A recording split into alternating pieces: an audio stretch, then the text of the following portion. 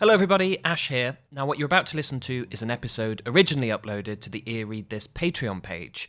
For the moment, I've paused uploads to and payments from the Patreon as I focus on building the main channel, but if you are a patron, you can still access all the bonus content we have on there for free, and if you'd like to support the channel in the meantime, there's a link in the episode description box below. Thank you, and I hope you enjoy the episode. Mitchum, the last of the tough guys, meets Rampling, the hottest of the new broads, in Raymond Chandler's sizzling murder classic, Farewell, My Lovely.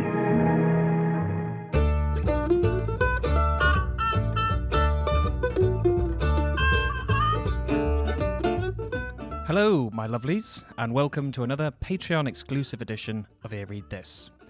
As we start to discuss King Arthur and Shakespeare's history plays on the main channel, over here we'll be making our way through Raymond Chandler's Philip Marlowe novels. So today, I'd like to take the opportunity to look at a few similarities between these two threads. How Chandler transplants aspects of Arthurian legend into the world of 1930s Los Angeles, and also have a look at what Marlowe calls his Shakespearean touch. Thank you, as always, to each of you for your continued support of the podcast, and I hope you enjoy the episode. Welcome, Adam. Hello. Welcome to the podcast, once again. Live from the basement. We're back talking about books and not silly crap. I think this is not mutually exclusive. Books can be silly crap. Books can be silly crap, as we've discovered. So today we're going to talk about Farewell, My Lovely by Raymond Chandler.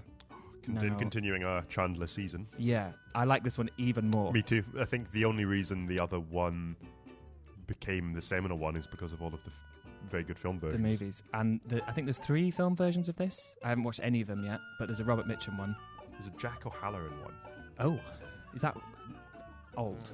I think that was the 80s. Oh, okay. No. Because I think 75. the Mitchum one's the 70s. Yeah. As well. Honestly, it's the same one. It's the same one. So who's Jack O'Halloran? Jack Halloran plays Moose. Ah, okay. The best character. Yeah. One of the best Chandler characters, full stop. Hands down. I can't immediately derail this by talking about the film. No. Let's delay the film talk for now. Yeah. But this is an absolute firecracker of quotes. It's jam-packed with, it's not a very long novel. And as you can see, my little Post-its, which are almost all like just diamond lines. I don't underline plot points. I just underline the fun stuff. I'm looking at Ash's copy, and I think it looks like almost every other page has a Post-it note sticking out of it. Yeah, it's got a full Mohican of Post-it notes. Having made the jump from short story writer to novelist in 1939, when he published The Big Sleep, Chandler followed it up in the next year with Farewell, My Lovely. The first Marlowe novel had been a moderate success, and Farewell, My Lovely would be even less spectacular, selling just 11,000 copies in the United States and 4,000 here in the UK. Disappointingly for its author, Farewell, My Lovely's initial critical reception was in crime roundups such as this illuminating review. Mr. Chandler is a near craftsman and writes like a breeze. A good time will be had by all. It wasn't until 1943, when the paperback Big Sleep appeared, that Chandler became at last a best-selling author. Like its predecessor, the plot of Farewell, My Lovely is cannibalised from earlier Chandler short stories. This time round, he took bits and pieces from The Mandarin's Jade, The Man Who Liked Dogs, and Try the Girl. The resulting novel was apparently Chandler's favourite, and frequently seems to be the favourite of Chandler aficionados and critics as well. A decade after its publication, Chandler wrote, "I think Farewell, My Lovely is the top, and that I shall never again achieve quite the same combination of ingredients." The novel is an insouciant comic gem, and Chandler goes slinking through his story with all the confidence and casual curiosity of an alley cat on life number 8. It's also got enough diamond one-liners in its opening scene to match the tightest of tight 5s. For all the Big Sleep's strengths, it did have a kind of shuntiness as Marlowe moved from scene to scene. Chandler himself said that early on in his writing career, he couldn't get characters in and out of rooms. They lost their hats, and so did I. If more than 2 people were in a scene, I couldn't keep one of them alive. This feeling is still with me, of course, to some extent. Give me 2 people snotting each other across the desk, and I am happy. A crowded canvas just bewilders me. If in The Big Sleep you can occasionally catch Marlowe blocking his entrances and exits, in Farewell, My Lovely, Los Angeles slides under his feet like a silk treadmill. The world expands to take in seedy clubs, night drives out to the Malibu canyons and the town of Bay City, a reimagined Santa Monica, where glinting offshore lie floating casinos. To populate the landscape is the usual Chandler parade of memorable character names: Moose Malloy, John Wax, the displaced Indian Second Planting, and Laird Brunette, to name a few. The latter being a criminal overlord running one of Bay City's gambling ships, who was based on a real-life kingpin called Tony Cornero, who ran a real floating casino. Marlowe moves among these people, mingling with all types. How Chandler tracks his detective's capacity to hold his own with members of every class is one of the novel's highlights. Marlowe flirts with privileged trophy wives and then gets half-mad widows drunk. He wrinkles his nose at perfumed art collectors and mocks their collection. Astor Dial's Spirit of Dawn. I thought it was Klopstein's Two Warts on a Fanny. He visits infamous joints like Florian's, a nice quiet place, nobody been knifed there in a month, and later opulent homes of West Side Los Angeles, like that of Lindsay Marriott. It was the kind of room where people sit with their feet in their laps and sip absinthe through lumps of sugar and talk with high-affected voices and sometimes just squeak. It was a room where anything could happen, except work. Marlowe can be slick and protean, but he also has his limits and gets called out for cracking wise or pushing his luck. He understands people and can surprise them with his knowledge on occasion, but he isn't a perfect chameleon like some TV cop who looks like a PE teacher but can somehow go undercover and talk fluent jive. Often Marlowe seems to find the criminals easier to deal with and less crooked than the police. His conversations with professional villains like Laird Brunette are cordial and productive. His conversations with the brazenly corrupt Bay City police are marked by mutual frustration, violence, misunderstanding, and mockery. Marlowe nicknames one of them Hemingway because this dirty cop is a guy that keeps saying the same thing over and over until he begins to believe it must be good. Marlowe's interactions with police are particularly interesting, and as John Paul Athanasiourelis has said, in Farewell, My Lovely, Chandler paints a complex, contrastive picture of good and bad law enforcement, and even casts Marlowe in the role of a police instructor. In his novel as a whole, Marlowe's role is that of narrator and guiding spirit, not, as you might expect, protagonist.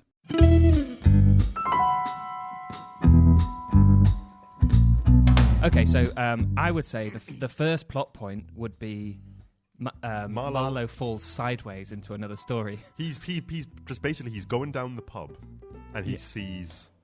He's kind of witnesses a murder, doesn't he? On page 1, I discovered a phrase I'd never heard before because he's investigating. Does he actually say the word "fall sideways"? No, I know, but okay. he just does fall sideways into a plot because he's investigating a relief barber, which I've never heard of, and I looked it up, and there are obviously enough of them for it to become a surname. Yeah, Relief barber. That's amazing. When I googled it, there were first hit were people who were called Amelia Relief Barber. That's amazing. Yeah. Can we? A new podcast idea is name etymology. I mean, I think that one's fairly cut and dry, but it's interesting. So yeah, Marlowe's looking for a relief find from barber. page 1. Marlowe becomes entangled with this big guy, Moose Malloy, who goes into this bar for... And immediately commits a murder. Malloy immediately commits a murder. And so what we start off with is not a private investigator investigating what happened. Yeah, a client doesn't turn up or anything. No, there's no fruity dame. No, there's no fruity dame. There is literally just what's going on over here? What's going on over here? Oh, he's killed someone. But it doesn't turn into, like, what happened? How did he get killed? It's just more like, why? What's that guy? What's going on? What's going on with that guy? Yeah. And that's the whole hook. And he just unveils himself into that story. You've already alluded to how amazing a character Moose Malloy is. Oh, yeah. Moose Malloy is... Well, Moose has to be a nickname because he is like... He's a giant. He's huge. He's an ex-felon, I guess. Well, current felon because he just did a murder. No, he got framed for armed robbery. He got framed for armed robbery, but then he did just kill someone. He did just kill someone, yeah. I think he probably killed someone in his past. And he is also looking for someone. Yeah. He's looking for Velma, this who used to singing redhead. Who used to work in the bar. So once again, you have just Marlowe's curiosity about people carrying the plot forward. I mentioned in our episode on The Big Sleep that Chandler's previous name for Marlowe was Mallory, after Thomas Mallory, author of Le Morte d'Arthur. Mallory was a genuine knight-errant and wrote in his famous work about the picaresque adventures of Arthur and the Round Table, Tristram and Isolde, and Galahad. Marlowe shares another link to knighthood with his first name, Philip, from the Greek Philippos, meaning lover of horses. According to E.M. Beekman, if Marlowe were an archetype, he would be a sombre knight on a never-finished quest, recharging his faith by adversity. Much like a knight, he appears to live by his own code. Nothing made it my business except my curiosity, but strictly speaking, I hadn't had any business in a month. Even a no-charge job was a change. His code is more of an intuition, nothing like the sometimes irritatingly pedantic code of chivalry observed by Malory's knights. With only a hunch as vague as the heat waves that danced above the sidewalk, Marlowe takes his case.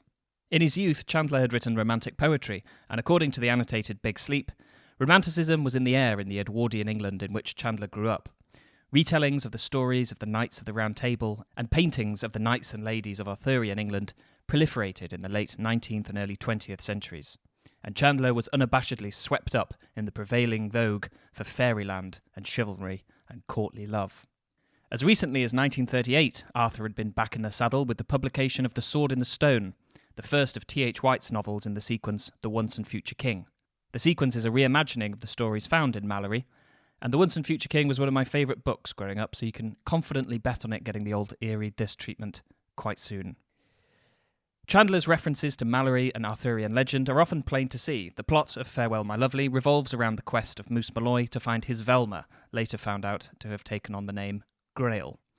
In The High Window, Marlowe is memorably described as a shop-soiled Galahad, Galahad being the purest of the Round Table and the knight who did indeed find the Grail. But Marlowe isn't a rider of horses. To move his quest along, he gets in a car or gets himself knocked out. As Sand Avidar Walzer has written, the rhythm of both the narrative and the plot is thus organised by two kinds of movement, automobile travel and brain damage. Cars and narcotics aren't just set dressing, they're the twin engines of the novel's narrative progress. On the road between plot points, Marlowe himself quips, the big foreign car drove itself, but I held the wheel for the sake of appearances. Unlike the knights errant who love nothing more than to fight for hours and soak the earth with blood, Marlowe characteristically avoids violence and tries at all costs to preserve life. His confrontations are always conversational if he can help it, and if he has to rely on more devious methods than his wits alone, he berates himself. When he tries to get information out of the alcoholic Jessie Florian by pouring her a slug that would have made me float over a wall, he thinks in tones of sarcastic self-loathing, I liked getting a drunk for my own sordid purposes. I was a swell guy. I enjoyed being me. Malory's story displayed the occasional trouble incurred by adhering to a code of honour. What Chandler shows is the impossibility of having such a code in a world where the motivation behind a bashed-in corpse could be that some people just like to smash heads. We're going to go to this canyon in the desert. Yeah. And then in classic Marlowe style, he gets whacked over the back of the head. He gets coshed out. And then he wakes up and Lindsay's dead. Does he get coshed out less than in... I actually think, no, there's much more coshing in this one. There's a lot more coshing at this one. A lot of coshing. He gets coshed at the mesmerists. He gets coshed 3 times in this book, I think. This is the most important coshing, though, this first one. Before we go on, I think we should do a kosh counter. Okay, yeah. For High Window, we will do a kosh counter. So yeah, he wakes up and Lindsay's dead. Yep. Lindsay, interestingly, rather like Joel Cairo from Maltese Falcon. His pockets are full of marijuana cigarettes. And also cambric handkerchiefs. Yeah. So yeah, this is, what seems like the primary mystery is who killed Lindsay, Marriott or Harriet? Yeah, Lindsay Marriott. And then it changes again, because then the woman who picks Marlowe up from the desert hires him to find a stolen necklace. Yeah, which is what Lindsay had noticed. So you have all these things going on, and then there's this old woman who is an alcoholic who, when she laughs, it sounds like a hen hiccuping. But then it all sort of ties together. Yeah. When he finds out that Marriott was actually involved with the Florians. And yeah, so then those sort of 2 plot points converge. Yeah. And then Moose re-enters the story. Yeah. In style. Yeah, and then Marlowe goes into jail for a while. He's arrested at one point. Does he go into jail? I thought he goes to investigate the mesmerist. No, this is the bit I talked about in the last one. Yeah. Where this is where he gets drugged and he wakes up in the drug hospital. This, weird drug hospital. And he sees Moose Malloy. Mm-hmm. He's also been taken to the drug hospital. He's recovering. Mm-hmm. Or lying low, he doesn't know. Yeah. So this is before they really understood just how damaging morphine was. Yeah. This was, I think, especially in the Second World War, they were incredibly morphine happy, where they thought it was this miracle cure where it can make wounded soldiers just get back up and fight again. So you got a whole lot of people coming back from the war who were horribly addicted to heroin, basically. Yeah. And hospitals like this would basically prey on people by getting them addicted to morphine and then getting them to pay for their treatment. So yeah, I think Marlowe and Moose were sort of taken to this place to shut them up. Yeah. Keep them in a drug-induced coma for a little bit. It doesn't, like a lot of things in these books, it doesn't really get resolved. He goes there, he escapes, he sort of threatens the chief doctor, but doesn't really kind of deal with him. He threatens his way out. And then the hospital just disappears. And then he goes back to the old lady's house. Yeah. And Moose Malloy has shaken her to death.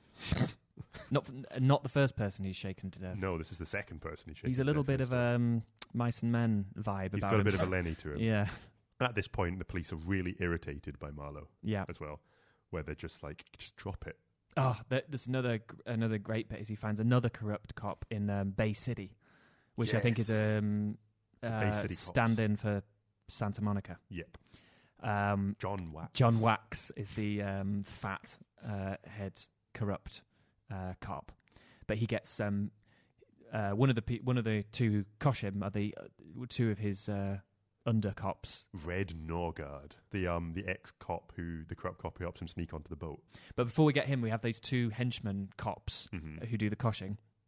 One of whom Marlowe calls Hemingway because of his habit of just repeating himself as if it will become meaningful. Which is a bit of Chandler comment on some literary heroes. According to W.H. Auden, Chandler's powerful but extremely depressing books should be read and judged not as escape literature, but as works of art. Chandler was constantly rattled by people who suggested he write a real novel.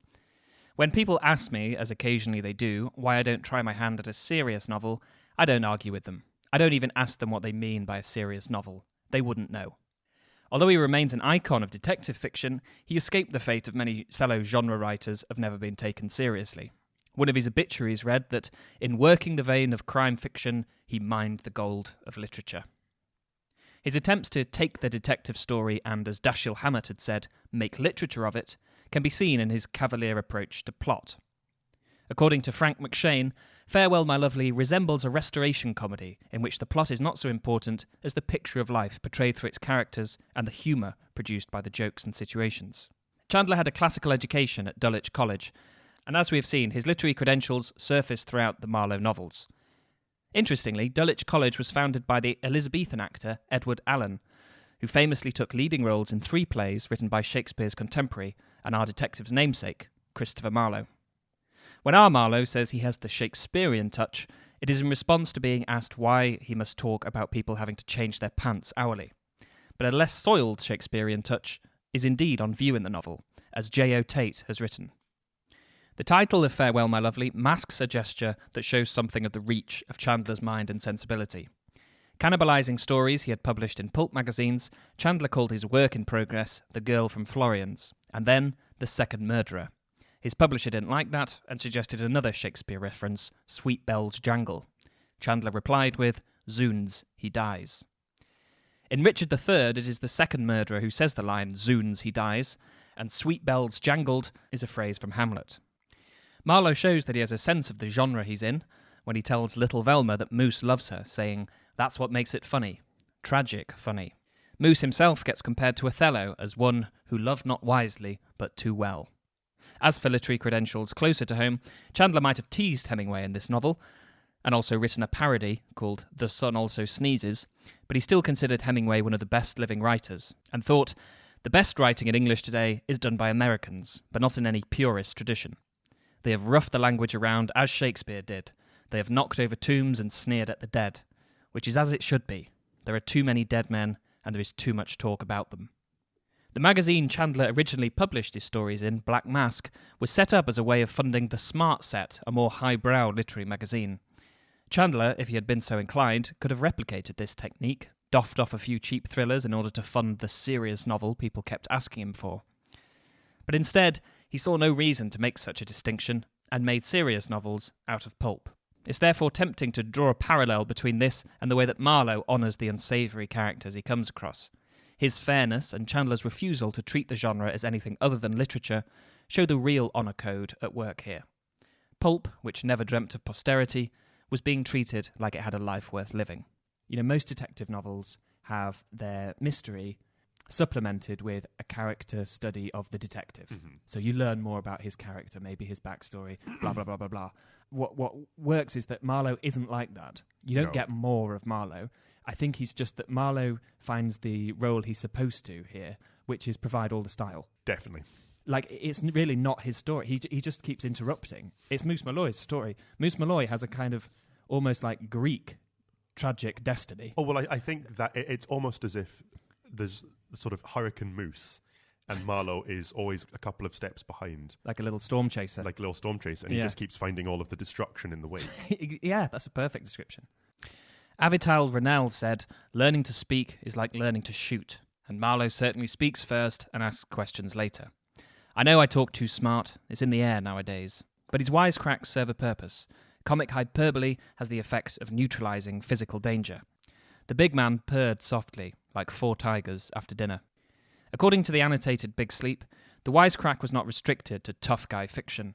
It was becoming the national style. Mae West was famously sexy, W.C. Fields was a cantankerous drunk, and Groucho Marx had a grease paint moustache, but they were also among the wittiest people in America. Marlowe shows his wit in more than just cracking wise. His client Lindsay Marriott responds with peevish grandiosity as to whether or not his business is legitimate. "I should not have called you if it were not," prompting Marlowe to remark to himself, "Nice use of the subjunctive mood," showing that he's always sensitive to linguistic effect. Frequently in the dark, late to the crime scene, and on the receiving end of bad intentions, Marlowe relies on his wits. "I was just a voice," he reflects at one point, "a statement resonant of a line of Auden's. All I have is a voice, to undo the folded lie." It is only the voice of Marlowe that turns the noisy chaos of criminal Los Angeles into sense. Chandler wrote, "There is a strong element of fantasy in the mystery story. There is in any kind of writing that moves within an accepted formula. The mystery writer's material is melodrama, which is an exaggeration of violence and fear beyond what one normally experiences in life. The means he uses are realistic in the sense that such things happen to people like these and in places like these, but this realism is superficial. The potential of emotion is overcharged, the compression of time and event is a violation of probability, and although such things happen, they do not happen so fast and in such a tight frame of logic to so closely knit a group of people." I'm going to talk about Philip K. Dick for a second. All right. Philip K. Dick had all of these amazing ideas. Any which of these ideas on their own could be any writer's greatest idea. But he had so many that he would start writing one, and then he'd get bored with it and move on to the next one. I get the same feeling from Chandler, who just has all of these great ideas for hard-boiled set pieces, but he just can't always make them fit together, which is where the koshing comes in. Yeah. So you've got this bit where your main character is drugged up and wakes up in hospital, and you've got this bit where he meets a mesmerist, and you've got this bit where he's knocked over the back of a head in a canyon, and then There's the big load of stuff on the boat. oh, Very strange moment for Marlowe where he suddenly gets freaked out. yeah, Going to and kind of scared of death towards the end. Marlowe is on the way to Laird Brunette's floating casino when the following happens. "I'm scared," I said suddenly. "I'm scared stiff." It's interesting that this is said, not thought, by our narrator, but it doesn't quite come out of the blue. It happens shortly after Marlowe leaves his noisy world behind him and boards Red Norgard's boat, hoping to sneak aboard Laird Brunette's ship. "The noises died behind me. The hot, dishonest light became a fumbling glare. Before long, there was no sound at all. I'm afraid of death and despair," I said, "of dark water and drowned men's faces, and skulls with empty eye sockets. I'm afraid of dying, of being nothing, of not finding a man named Brunette."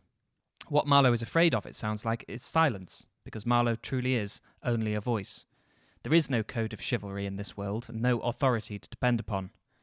All he can do to redeem his city and his story is frame it as best he can in his own words. Then we have this the bit on the boat. trip to the boat. Now he's going on the boat to try and speak to a mob boss Laird Brunette. That's the best name. Laird Brunette or John Wax, I think. Because I think at this point California had gambling laws where you couldn't gamble within the city. Yeah. So you had a lot of these offshore gambling boats. Yes. There's the 3 mile limit where you couldn't gamble within 3 miles of something within California. I love the idea when they're going to the ship, they really build up. 3 miles off the coast becomes international waters, and then you can do any kind whatever you want. Any kind of shit out there. Right.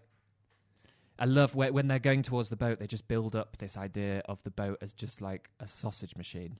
Like the way that they talk about it is just like there's no getting off that. You just step on and just obliterated. Hell. You disappear off the grid, like you're just gone.